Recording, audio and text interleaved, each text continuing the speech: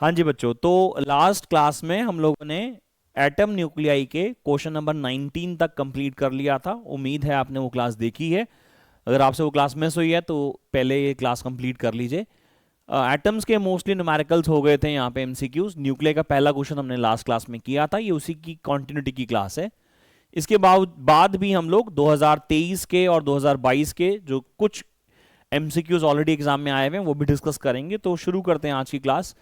Question दे रखा है, the binding energy per nucleon of a lithium and helium nuclear are 5.60 and 7.06 respectively, then the reaction. तो lithium पे अगर आप ध्यान से देखें तो इसके अंदर एक्चुअली हाइड्रोजन यानी कि प्रोटॉन का बम्बार्डमेंट हुआ है और उससे दो हीलियम बने हैं यानी कि He2 4। अगर आप बैलेंसिंग की बात करेंगे तो यहाँ बैलेंसिंग हुई हुई है, बिकॉज 3 और 1 4 यहाँ पे हो गया और 2 दूनी 4 यहाँ पे हो गया, 7 + 1 8 हो गया और 2 चौक 8 हो गया, यानी बैलेंसिंग तो है यहाँ पे। तो हमें निकालना है कि इसकी एनर्जी यहाँ पे कितनी होने वाली है। तो देखो ऐसा है, बड़ा सिंपल सा कॉन्सेप्ट है कि यहाँ पे बिकॉज रिएक्शन जो कि हम यहाँ पे फॉलो कर रहे हैं, तो एनर्जी कैलकुलेट करने के लिए हमें सबसे पहले बाइंडिंग एनर्जी यहाँ पे चाहिए होगी। लेकिन हमें यहाँ पे बाइंडिंग एनर्जी की जगह क्या दे रखा है, बाइंडिंग एनर्जी पर न्यूक्लियन। तो वैसे मैं थोड़ा सा आपको आइडिया दे दूं कि बाइंडिंग एनर्जी क्या थी। तो बाइंडिंग एनर्जी, इसको हम लोग बीई भी लिखते हैं और जनरली हम इसको ऐसे ई भी लिख देते हैं। ये होता था mass defect multiply by C²। अगर हमारा जो मास डिफेक्ट है वो किलोग्राम में है तो आप C² से मल्टीप्लाई करेंगे तो जूल में हमारा आंसर आ जाएगा। और अगर हमारा जो मास डिफेक्ट है अगर वो AMU में है तो आप मल्टीप्लाई करेंगे 931.5 से और आपका आंसर MeV में आ जाएगा। तो बाइंडिंग एनर्जी अगर आपको याद हो डेफिनेशन वाइज तो बेसिकली थी क्या, it is amount of energy required to bind all the nucleons together. No, it is not that, it is amount of energy required to separate all the nucleons away from each other. उल्टा definition दिया जाता है। तो अगर आपको theoretical exam में question आ जाए कि बाइंडिंग एनर्जी क्या है, तो binding energy is nothing but is amount of energy required to separate all the nucleons from each other so that they may not interact with each other further. तो इसका नाम हमने बाइंडिंग एनर्जी रखा था। खैर, तो बाइंडिंग एनर्जी ये है। अच्छा, बाइंडिंग एनर्जी को अगर मैं मास नंबर से डिवाइड कर दूं ना, एटॉमिक मास से, तो जो बनेगा वो बनेगा बाइंडिंग एनर्जी पर न्यूक्लियन। उसको BE बार भी लिखते हैं और उसको EBN भी लिखा जाता है। बाइंडिंग एनर्जी पर न्यूक्लियन को EB/A यानी कि mega electron volt per nucleon हो जाता है। ठीक है ना, ये भी एक तरीका है। अच्छा, एक चीज और मैं यहां पे बता दूं चूंकि वो पूछी जा सकती है। मास डिफेक्ट चूंकि सबको पता है, मास डिफेक्ट होता क्या है, मास डिफेक्ट होता है जो कॉन्स्टिट्यूएंट मासेस यानी कि न्यूट्रॉन और प्रोटॉन जो हमारे न्यूक्लियस के अंदर होता है, जो मास हम कैलकुलेट करते हैं और जो न्यूक्लियस का एक्चुअल में मास होता है वो हमेशा कम होता है। उनका जो डिफरेंस होता है उसको हम लोग बोलते हैं मास डिफेक्ट। दोबारा बोल देता हूं कि मान लीजिए हमारे पास एक न्यूक्लियाइड है, उस न्यूक्लियाइड में यानी उसके न्यूक्लियस के अंदर कितने न्यूट्रॉन्स हैं और कितने प्रोटॉन्स हैं, उनको सबको टोटल करके उनके मासेस से मल्टीप्लाई करके जो मास हमने निकाला वो हमारा ऑब्जर्व्ड मास है। और जो एक्चुअल में जो मास होता है, जो न्यूक्लियस का मास है, वो हमेशा कम होता है। जैसे कि एग्जाम्पल के तौर पे अगर मैं बात करूं फॉर एग्जाम्पल He2 4 की, तो He2 4 का मतलब हो गया इसके पास कितने प्रोटॉन्स हैं, 2 प्रोटॉन्स हैं। कितने न्यूट्रॉन्स हैं, 2 ही न्यूट्रॉन्स हैं। तो जो आप न्यूट्रॉन्स के और प्रोटॉन्स के टोटल मास कैलकुलेट करो, ये आपने कर दिया ना, 2 प्रोटॉन्स 2 न्यूट्रॉन्स, तो मास ऑफ प्रोटॉन और न्यूट्रॉन मुझे उम्मीद है कि तुम्हें पता है। मास ऑफ प्रोटॉन और न्यूट्रॉन आपको मालूम होगा, तो 2 वैल्यूज सब कैलकुलेट कर लोगे तो ये जो मास आप कैलकुलेट कर रहे हो ये मास वो है जो आपने कैलकुलेट किया। एक मास होता है जो एक्चुअल में हमारे न्यूक्लियर का मास होता है, जो कि हमेशा इन वैल्यू से हमेशा कम आएगा। क्यों? क्योंकि कुछ अमाउंट ऑफ एनर्जी एक्चुअल में खर्च हो चुकी है हमारे न्यूक्लियस को बांधने के लिए। तो जो डिफरेंस ऑफ एनर्जी है, सॉरी डिफरेंस ऑफ मास जो है, उसको मास डिफेक्ट बोलते हैं। तो मास डिफेक्ट का फॉर्मूला मैं लिख देता हूं Z(MP). Now MP is what? It is the mass of each proton multiply by total number of protons. Mn क्या है? Mass of each neutron multiply by A-Z। A-Z क्या है बच्चों? Total number of neutrons. इन दोनों को add करा तो ये वो मास आया जो आप कैलकुलेट कर रहे हो, ठीक है ना, माइनस जो मास हमारे न्यूक्लियस का होता है। इन दोनों का डिफरेंस हम कैलकुलेट करते हैं, उसी को क्या बोलते हैं हम लोग? उसी को अपन बोलते हैं मास डिफेक्ट। उसको क्या बोलते हैं हम लोग? मास डिफेक्ट बोलते हैं। मास डिफेक्ट को अगर मैं कभी डिवाइड कर दूं बेटा किससे? एटॉमिक मास से, तो ये टर्म आता है जिसको हम लोग बोलते हैं पैकिंग फ्रैक्शन। ठीक है, इसको क्या बोलते हैं हम लोग?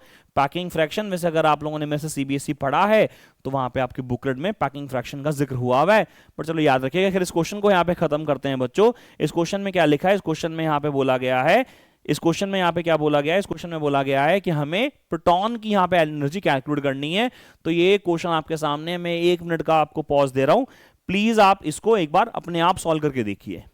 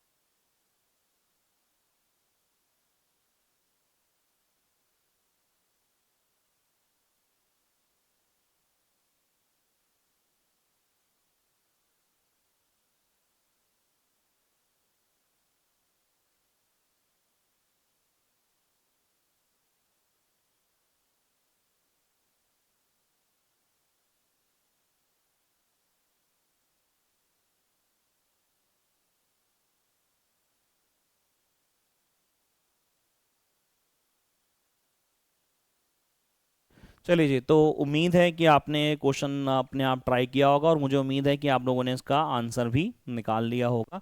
तो मैं इसे सॉल्व कर लेता हूँ। करना कुछ नहीं है बच्चों, आपको आपको जो आपका प्रोडक्ट साइड है, ठीक है ना, जो प्रोडक्ट साइड है और आपका जो है रिएक्टेंट साइड, अगर आप प्रोडक्ट साइड में से रिएक्टेंट साइड जो है अगर आप उसको माइनस कर देते हो तो आपके पास वो एनर्जी आ जाती है जो बेसिकली एनर्जी रिलीज होती है। जो एनर्जी यहाँ रिलीज हुई है बेटा, वो एनर्जी यहाँ एब्जॉर्ब हुई है, ऐसे मान कर चलो। जो एनर्जी यहाँ पे रिलीज हुई है वो कैसे कर सकते हैं? जो एनर्जी यहाँ पे एब्जॉर्ब हुई है, बिकॉज जो यहाँ माइनस हुआ है वो यहाँ पे प्लस हुआ है ऑफकोर्स। तो आप कैसे निकालोगे एनर्जी? एनर्जी की वैल्यू होगी क्या? ट्वाइस ऑफ इसकी बाइंडिंग एनर्जी। ना इसकी बाइंडिंग एनर्जी कैसे निकलेगी? आपके पास बाइंडिंग एनर्जी पर न्यूक्लियन दे रखी है, नहीं कि आपको ईबीएन दे रखा है। अगर आप ईबीएन को किससे मल्टीप्लाई कर दोगे? ए से मल्टीप्लाई कर दोगे। तो ईबीएन को अगर ए से मल्टीप्लाई करोगे तो क्या निकलेगा? ए कौन है इसका? ए है हमारा ऑफ कोर्स, ये जो हमारा हीलियम है इसका ए कितना है? ए है इसका 4 multiply by binding energy per nucleon किसका कितना है? इसका बाइंडिंग पर न्यूक्लियन है 7.06। तो 7.06 ये हो गया माइनस ऑफ कितना? लिथियम का। लिथियम का बाइंड मास नंबर कितना है? 7 है और इसका बाइंडिंग एनर्जी पर न्यूक्लियन है कितना बेटा? 5.60। तो अगर आप इसको कैलकुलेट करते हो तो आपके पास क्या निकलेगा? आपके पास निकलेगा टोटल अमाउंट ऑफ एनर्जी जो कि यहाँ पे प्रोटॉन की है, energy of the proton must be. तो आप इसे सॉल्व कर रहे हो तो यह आ जाता है 56.48 माइनस ऑफ 39.2 एंड इसके बाद सॉल्व करने पे आता है 7.28 मेगा इलेक्ट्रॉन वोल्ट, यानी that makes option B correct.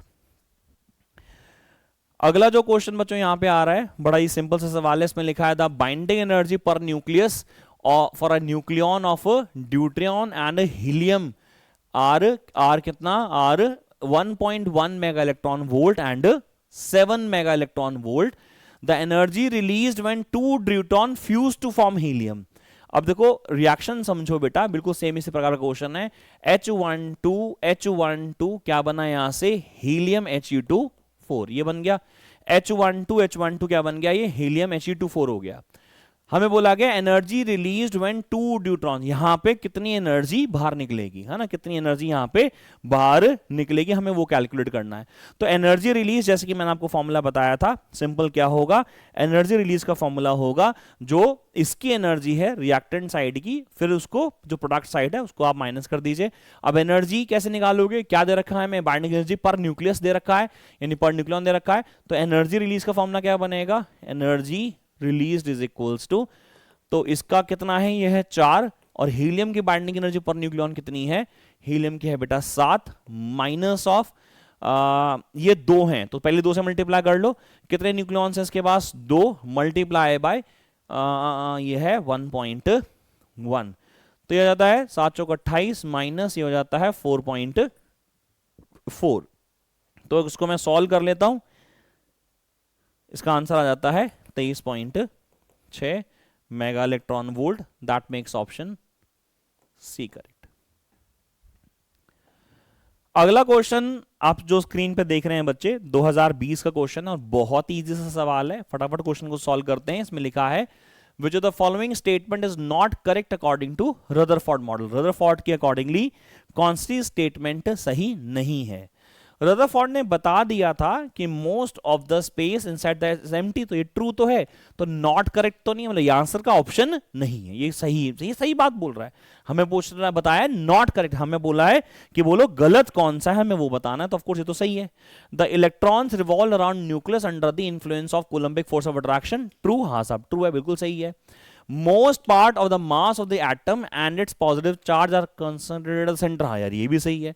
अगला क्या था, द स्टेबिलिटी ऑफ एटम, अगला क्या है, the stability of atom was established by the model. नहीं सब स्टेबिलिटी ही तो नहीं बता पाया था वो। अगर रदरफोर्ड की बात समझे तो रदरफोर्ड के अकॉर्डिंगली इलेक्ट्रॉन जो है वो रिवॉल्व करता करता एनर्जी डिसिपेट कर रहा है, और अगर एनर्जी डिसिपेट करेगा तो थोड़ी देर बाद वो न्यूक्लियस के अंदर क्या कर जाएगा, गिर जाएगा, और न्यूक्लियस के अंदर जब वो गिर जाएगा, न्यूक्लियस के अंदर कंबाइन हो जाएगा, तो हमारा पूरा एटम जो है वो कोलैप्स कर जाएगा। इसलिए ये स्टेटमेंट गलत है, इसलिए बोलते हैं कि रदरफोर्ड ने ये सही नहीं बताया था, तो is not correct according to Rutherford, तो ऑप्शन डी इज करेक्ट। अगला क्वेश्चन बच्चों क्या लिखा हुआ है, इसमें लिखा है the radius of nth orbit of the Bohr's of hydrogen atom is what. हमने पढ़ा है अभी कि जो आर एन होता है वो n square of r naught होता है, यानी directly proportional to n square ना, ये रिलेशन आ गया। अगला सवाल है क्वेश्चन नंबर 23, कहता है 24, सवाल क्या कहता है, सवाल बोल रहा है कि potential energy of electron in the second excited state. देखो सेकंड एक्साइटेड स्टेट का मतलब है इनकी वैल्यू 3। अब इनकी वैल्यू 3 का मतलब उसकी जो एनर्जी है वो होगी -1.51 इलेक्ट्रॉन वोल्ट। भाई मुझे मालूम है कि पहले की एनर्जी कितनी थी, पहले की एनर्जी -13.6 थी, फिर अगले वाले की थी -3.4, फिर तीसरे की थी -1.5, फिर चौथे की होगी -0.85। तो ऐसे सबकी एनर्जीज आपको याद करनी है, ठीक है ना। तो हाइड्रोजन एटम के सेकेंड एक्साइटेड स्टेट की एनर्जी ये है। पूछता है पोटेंशियल एनर्जी बताओ, तो हमें मालूम है जो पोटेंशियल एनर्जी होती है वो ट्वाइस ऑफ टोटल एनर्जी होती है, यानी कि 2 टाइम्स ऑफ -1.51, यानी कि 3.02 electron volt. That makes option B correct. अगला जो सवाल बच्चों यहां पे आ रहा है, देखो 2023 का सवाल है और बहुत ही इजी सा सवाल है। ये कैसी लाइनें बनी आ रही हैं, ठीक है क्वेश्चन में ही है। तो इसमें लिखा है the diagram shows 4 energy levels of electron in a Bohr's model of hydrogen atom. Identify the transition which is emitted photon will have the highest energy। ऐसा है बच्चों, देखो ये हाइड्रोजन एटम है। सबसे पहले अगर ये हाइड्रोजन एटम है तो पहले वाले की एनर्जी होगी -13.6, इस वाले की एनर्जी होगी -3.4, इलेक्ट्रॉन वोल्ट में चल रहा है सारा, ये होगा -1.5, ये होगा -0.85 यानी 0.8। अब इनमें से किसकी एनर्जी आइडेंटिफाई करना ट्रांजिशन जिसमें किसकी एनर्जी हाईएस्ट होगी। एनर्जी की जगह अगर यहां पे फ्रीक्वेंसी भी लिखा होता तो ऑप्शन वही होता, because energy is directly proportional to frequency. अब एक काम करो ना, एनर्जी का कॉन्सेप्ट क्या है, एनर्जी का फॉर्मूला क्या होता है, वो होता है कि जो हायर एनर्जी लेवल है उसमें से लोअर वाले को माइनस कर दो, यानी जब इसको करूंगा तो क्या आएगा -1.5 माइनस माइनस प्लस 13.6, दूसरे वाले में क्या आएगा -0.8 माइनस माइनस प्लस 1.5, इसमें क्या आएगा -3.4 माइनस माइनस प्लस 13.6, इसमें क्या आएगा -1.5 प्लस 3.4। अब ये आपको 4 एनर्जी ट्रांजिशंस आपको यहां पे दिखाई दे रही हैं। ये 4 एनर्जी ट्रांजिशंस में से सबसे बड़ी वैल्यू आपको दिखाई दे रही है, यही है, कैलकुलेट करके देख लो चाहे आप। इसलिए आपकी जो एनर्जी है डिफरेंस सबसे ज्यादा किसकी है, फर्स्ट की, और इसी का फ्रीक्वेंसी भी आंसर होगा, यानी दैट मेक्स ऑप्शन 1 करेक्ट। यानी आपको कुछ भी कैलकुलेशन नहीं करनी अगर आपको याद है हाइड्रोजन एटम्स के एनर्जी लेवल्स की सबकी इंडिविजुअल वैल्यूज। अगला क्वेश्चन देखो, अगेन इसी प्रकार का सवाल है, ध्यान से देखेंगे सारे बच्चे। क्या सवाल है, सवाल है the figure shows the energy level diagram of the hydrogen atom with a few transitions, which transition shows the emission of photon of maximum energy। Same ही तो कैलकुलेशन है और सेम ही तो क्वेश्चन है, मैं तो कह रहा हूं ये 2020 का है, वो 23 का था, है ना। -13.6 -3.4 -1.5 दिखाई दे रहा है, तो मैं कहता हूं फर्स्ट चीज का आंसर दोबारा से आने वाला है, बिकॉज ये -1.5 और 13.6 इसी का, तो आंसर 1 ही आने वाला है इसका, सेम आंसर हो गया बेटा। अगला क्वेश्चन पढ़ेंगे ध्यान से, क्या लिखा है सवाल में। क्वेश्चन लिखा हुआ है कि रेडियस जो है इनर मोस्ट इलेक्ट्रॉन और हाइड्रोजन एटम का वो माइनस, सॉरी वो है आर नॉट, या ना आर नॉट बोल दो या ए नॉट बोल दो, वो कितना है 5.3 इंटू 10 की power minus 11 metre. The radius of the n equals to 3 orbit is, radius हमें बताना है थर्ड ऑर्बिट का, तो आर एन का जो फॉर्मूला है वो n square of r naught है, यानी कि 3 का स्क्वायर ऑफ आर नॉट, यानी 9 टाइम्स ऑफ आर नॉट, यानी 9 times of 5.3 into 10 to the power minus 11 metre. ये मेरा आंसर होगा। तो उसको सॉल्व कर रहे हैं तो 5 45 47 वाला आंसर होगा, यही आंसर होने वाला है। आप कैलकुलेट कर लो। चलो इसका आंसर आ रहा है कैलकुलेट करके 47.7 into 10 to the power minus 11 metre, तो 4.7, बिकॉज ये -10 में आंसर दे रखा है, तो 4.77 into 10 to the power -10 metre, ये मेरा आंसर है। अगला सवाल बच्चों यहां पे दे रखा है क्वेश्चन नंबर 28। इसमें दे रखा है there is a electron beam of energy 12.1 electron volt incident on a hydrogen atom, the orbit to which electron of hydrogen atom be excited.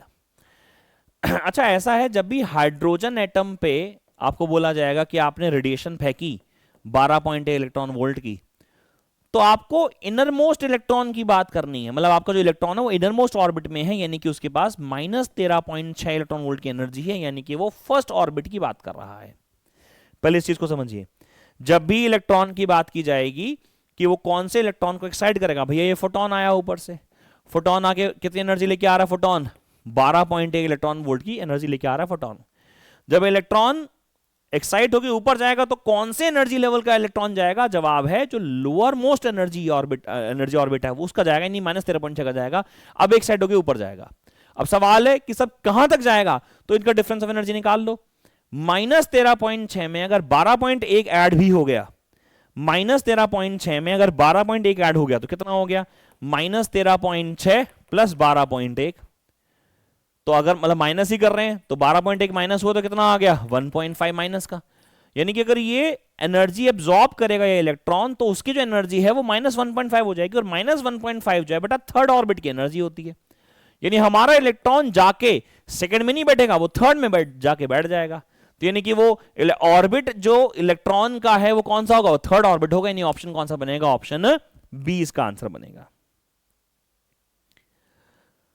अगला बेटा क्वेश्चन यहां पे ले लेते हैं, क्वेश्चन नंबर 29 कहता है the ratio of the nuclear density of the two nuclei having mass number 64 and 125 is 1:1, because we all know that the density does not depend upon the mass number, it is same for all the elements of the periodic table।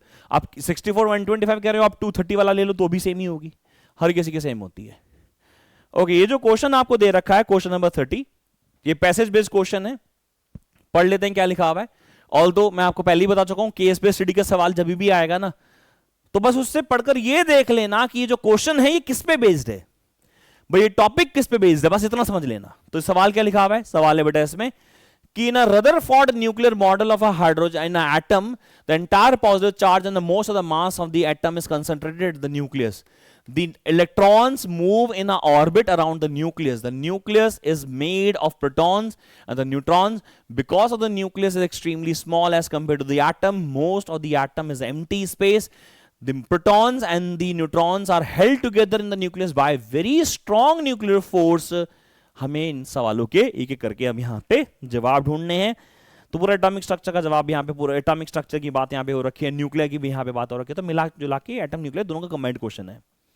पहला सवाल दे रखा है the radius r of a nucleus of a mass number A is, ये तो पता है हमें रिलेशन होता है, r is equals to r naught e to the power 1/3 which is a semi empirical constant, semi empirical formula, और r naught की value हमें मालूम है सेमी इंपेरिकल कांस्टेंट होती है, इसकी वैल्यू होती है 1.2 फर्मी मीटर।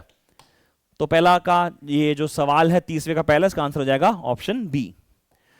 अगला सवाल यहां पे दे रखा है बच्चों आपको, क्वेश्चन नंबर इसका second part, the ratio of the nuclear density of X and Y. तो भैया मास नंबर चाहे कुछ भी हो, न्यूक्लियर डेंसिटी तो है इंडिपेंडेंट होती है, तो आंसर कितना हो जाएगा 1:1, 1:1 इसका आंसर हो जाएगा। अगला सवाल क्वेश्चन नंबर 3 यहां पे बच्चों क्या दे रखा है, इसमें दे रखा है कि एक रिएक्शन दे रखे हैं यहां पे यूरेनियम 92 238 U 92 238 इस पर न्यूट्रॉन आया तो न्यूट्रॉन का 0 1 लिख देता हूं, ये NP लिखा हुआ है एंड यहां पे X है और यहां पे Y है।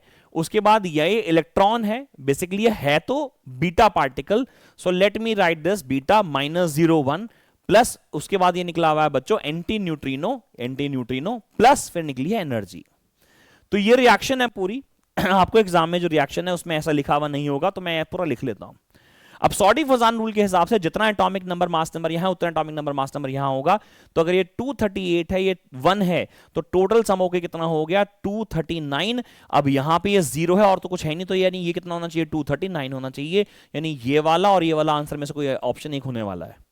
अब खैर यहां पे 92 + 0 92 हो गया, तो ये 93 हो जाए तो बात बन जाएगी, बिकॉज 93 - 1 विल बी 92, यानी ऑप्शन कौन सा बन गया, ऑप्शन बी मेरा सही आंसर बन गया। अगला सवाल बेटा क्वेश्चन नंबर 4, जरा ध्यान से देखेंगे क्या लिखा है। लिखा है the saturation property of the nuclear force due to the fact. Saturation का मतलब क्या होता है कि जो हमारा न्यूक्लियस के अंदर हमारा जो न्यूक्लियॉन है वो अपने पड़ोसी वाले न्यूक्लियॉन के साथ ही इंटरेक्ट करेगा। भाई जैसे मान लीजिए न्यूक्लियस है, न्यूक्लियस के अंदर ये बहुत सारे प्रोटॉन्स और न्यूट्रॉन्स पड़े, तो ये जो प्रोटॉन है इसी से इंटरेक्ट करेगा, इससे इंटरेक्ट नहीं करेगा। उसका कारण होता है कि ये शॉर्ट रेंज का फोर्स होता है, वो बस अपने साथ वाले प्रोटॉन के साथ ही पाई मेजॉन का एक्सचेंज कर पाता है, और वो इसीलिए उसको हम एक्सचेंज फोर्स का नाम भी देते हैं। तो भैया सैचुरेशन का मतलब क्या है, सैचुरेशन प्रॉपर्टी का मतलब क्या है? सैचुरेशन का मतलब है कि when we are talking about a nuclear force, it is a saturated force. The force between two nucleon is only possible for the just neighbouring nucleon. अपने पड़ोसी के साथ नहीं, अपने पड़ोसी के साथ ही वो फोर्स दिखा पाता है, क्योंकि वो क्या होता है, वो स्ट्रॉन्ग शॉर्ट रेंज का होता है। चार्ज इंडिपेंडेंट होता है, हां सर वो तो होता है। नॉन सेंट्रल होता है, हां सर वो भी होता है। स्पिन डिपेंडेंट भी होता है सर, लेकिन सैचुरेशन का होना किसकी वजह से है? उसके शॉर्ट रेंज होने की वजह से है। अगला सवाल बच्चों जो आपके स्क्रीन पर दिखाई दे रहा है, बड़ा सिंपल सा सवाल है। इसमें लिखा है जीजर मार्सन एक्सपेरिमेंट। भैया जी जीजर क्या होता है, ये जीजर मार्सन क्या है? तो जीजर मार्सन जो है बेटा, दो साइंटिस्ट के नाम थे, H जीजर और E मार्सन। ये बेसिकली अर्न्स्ट रदरफोर्ड के ही अर्न्स्ट रदरफोर्ड के ही फॉलोअर्स थे, मतलब उन्हीं के स्कॉलर्स थे, और उन्हीं के सजेशंस पे एक्चुअली इन दोनों ने अपना एक्सपेरिमेंट कंडक्ट किया था। और इसीलिए जो रदरफोर्ड का गोल्ड फॉइल एक्सपेरिमेंट है उसी को हम लोग जीजर मार्सन एक्सपेरिमेंट भी बोलते हैं। तो खैर यहां पे बोला है कि Geiger Marsden experiment, thin gold foil is used to scatter the alpha particle because alpha particle will not suffer more than one scattering and gold nucleus is 50 times, कितना टाइम्स बोला हुआ है यहां पे, gold foil is 50 times heavier.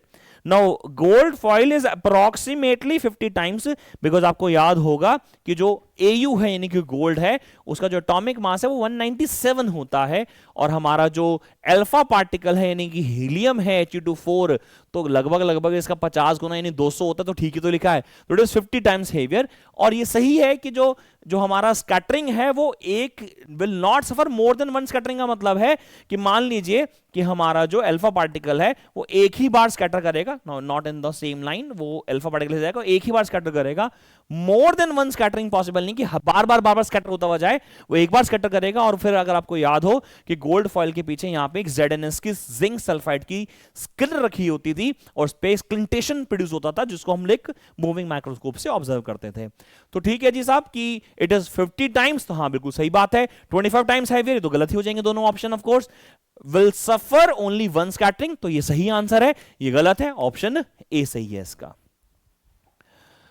अगला जो सवाल बच्चों यहां पे आ रहा है क्वेश्चन नंबर 31, सवाल इसमें लिखा है the difference in the mass of this nucleus and the total mass of it contributed nucleons is 21.00 AMU। यानी ये मेरा मास डिफेक्ट है, ये क्या है मेरा मास डिफेक्ट। भाई जो हमारा इसका मास है, न्यूक्लियस का मास, और जो इसके कॉन्स्टिट्यूएंट मासेस, ऑफ कोर्स ये ज्यादा होंगे ये कम होगा। ये कितना दे रखा है हमें 21 AMU। लिखा है binding energy per nucleon for this nucleus is equal to energy equivalent of. Now what is this energy equivalent? This is actually called as a packing fraction. इसे क्या बोलते हैं अपन? Packing fraction. तो binding energy per nucleon for this nucleus is equal to the energy equivalent. Energy equivalent क्या है? Packing fraction. अगर मैं यहां पे एनर्जी इक्विवेलेंट निकालना चाहूं तो एनर्जी इक्विवेलेंट कैसे निकलेगा बच्चों? एनर्जी इक्विवेलेंट निकलेगा मास डिफेक्ट डिवाइडेड बाय कितना? ए कितना है इसका? ये 7 है, यानी डेल्टा एम डिवाइडेड बाय 7। अब डेल्टा एम कितना है? 21 AMU, तो 21 AMU डिवाइडेड बाय 7 यानी कि 3 AMU मेरा आंसर होगा, और यानी मेरा आंसर ऑप्शन ए होने वाला है।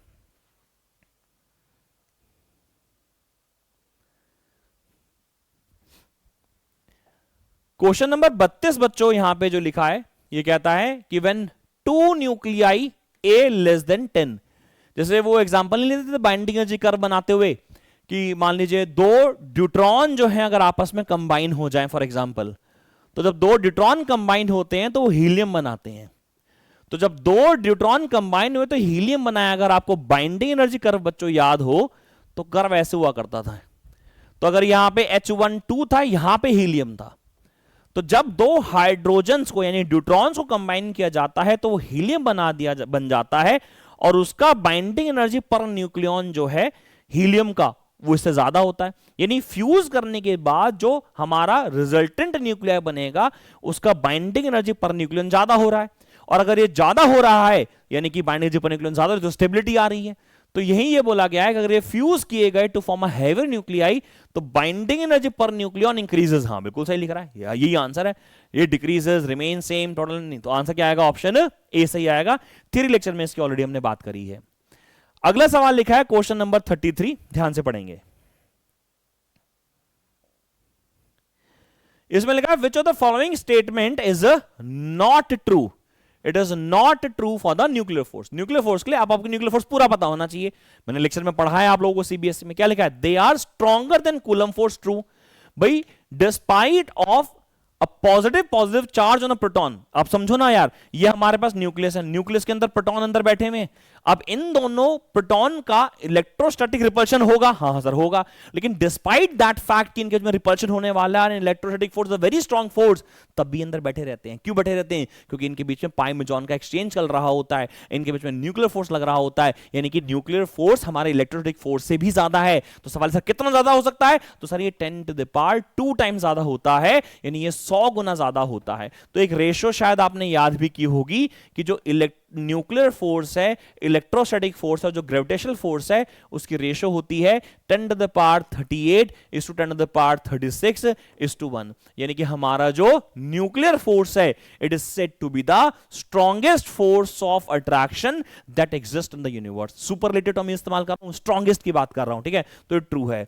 लिखा है nuclear force have about the same magnitude for the different pair of nucleons. हाँ ठीक है भाई, अगर हम न्यूक्लियर फोर्स की बात करें तो प्रोटॉन के बीच में भी लगता है, प्रोटॉन न्यूट्रॉन के बीच में भी लगता है, और सेम मैग्नीट्यूड कहीं लगता है, इसलिए इसे चार्ज इंडिपेंडेंट बोलते हैं। बिकॉज न्यूक्लियॉन में न्यूट्रॉन पे तो कोई चार्ज ही नहीं है भाई, प्रोटॉन पे चार्ज है, उनके बीच में भी न्यूक्लियर फोर्स लग रहा है, प्रोटॉन न्यूट्रॉन के बीच में भी न्यूक्लियर फोर्स लग रहा है, न्यूट्रॉन पे भी न्यूक्लियर फोर्स लग रहा है, यानी ये चार्ज पे डिपेंड नहीं करता, ये सब में बराबर होता, तो ये भी ट्रू है।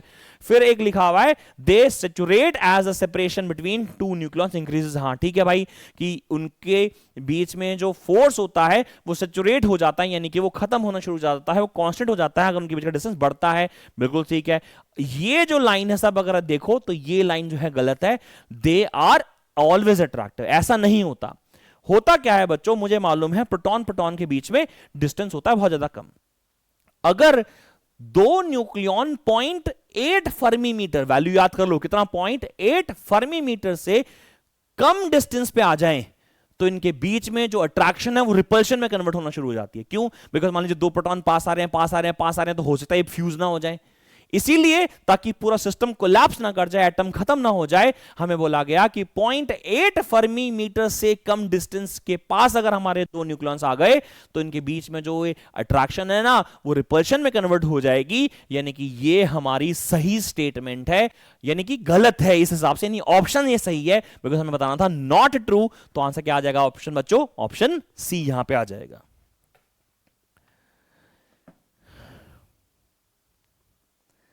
तो मेरे ख्याल से लास्ट क्वेश्चन हमारा रह गया है, तो क्वेश्चन नंबर 34 हम यहां पे कर रहे हैं।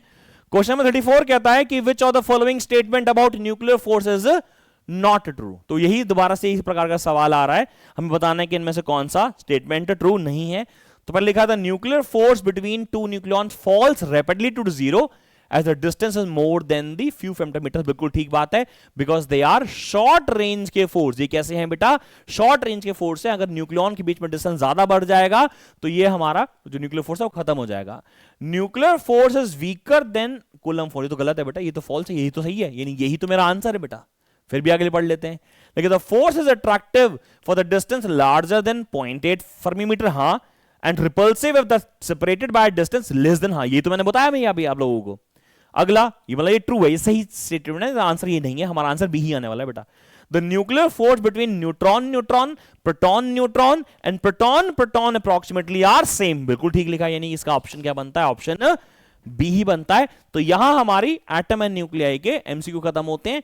और ये भी क्लास आधे घंटे की होगी, पिछली 1 घंटे की थी, तो 1.5 घंटे में हमने एटम न्यूक्लियाई के जितने भी क्वेश्चन कराए वो सारे इंपॉर्टेंट है। और दोबारा मैं बात बोल रहा हूं, मैं सारे क्वेश्चंस में बहुत कुछ समझाने की कोशिश करता हूं, इसलिए थोड़ा सा लेक्चर मेरा लंबा हो जाता है, लेकिन जरूरी भी तो है ताकि उससे मिलता जुलता अगर सवाल आए तो आप कर पाओ। ठीक है जी, अगली क्लास में मिलते हैं। Thank you so much.